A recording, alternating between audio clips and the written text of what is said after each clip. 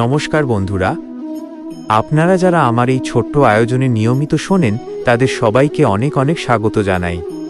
শ্রীমদ্ ভগবদ্গীতা আসলে কেবল কোনো পুরনো দিনের ইতিহাস নয়, এটি হলো আমাদের প্রতিদিনের জীবনের বেঁচে থাকার শ্রেষ্ঠ এক পথপ্রদর্শক। প্রতিদিন এই গীতার আলোচনা করতে গিয়ে আমি নিজেই নতুন করে অনেক কিছু শিখি, আর সেই শিক্ষাগুলোই আপনাদের সাথে ভাগ করে নিই। আজকের এই পর্বে আমরা শ্রীমদ্ ভগবদ্গীতার প্রথম অধ্যায়ের ৭ম শ্লোকটি নিয়ে আলোচনা করব। এই শ্লোকটি হল অশ্বাকন্তু বিশিষ্টা যে তান্নিবোধ দ্বিজোত্তম নায়কা মম সৈন্যস্য সংগার্থং তান ব্রবীমিতে। শ্লোকটির অর্থ খুব সহজ। এখানে ধৃতরাষ্ট্র সঞ্জয়কে বলছেন, হে ব্রাহ্মণ শ্রেষ্ঠ, আমাদের পক্ষেরও যারা প্রধান বীর তাদের কথা আপনি জেনে নিন। আমার সৈন্যদের সেনাপতিদের নাম আমি আপনাকে বিশেষভাবে বলছি, যাতে আপনি তাদের সম্বন্ধে ভালোভাবে জানতে পারেন। আপনারা যদি গভীরভাবে একটু চিন্তা করেন তবে দেখবেন ধৃতরাষ্ট্র এখানে কেবল যুদ্ধের কথা বলছেন না। আসলে মানুষের মনের অস্থিরতা কেমন হয় তা এই শ্লোকটিতে চমৎকারভাবে ফুটে উঠেছে। যখনই আমাদের সামনে কোনো বড় সংকট বা চ্যালেঞ্জ আসে, আমরা তখন প্রথমেই হিসাব করতে বসি আমাদের কাছে কি আছে বা আমাদের পক্ষের শক্তি কতটা।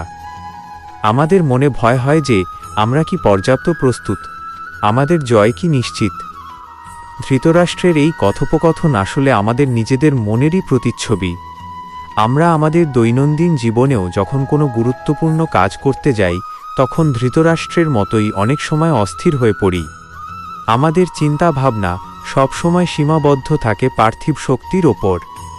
কিন্তু গীতা আমাদের শিখিয়ে দেয় যে বাইরের শক্তির চেয়েও বড় বিষয় হলো আমাদের মনের ধৈর্য এবং সঠিক দৃষ্টিভঙ্গি। আপনি যদি আজকের এই শ্লোকটির দিকে তাকান তবে বুঝবেন যে ধৃতরাষ্ট্র তাঁর সৈন্যদের পরিচয় দিচ্ছেন এক ধরনের অনিশ্চয়তা থেকে।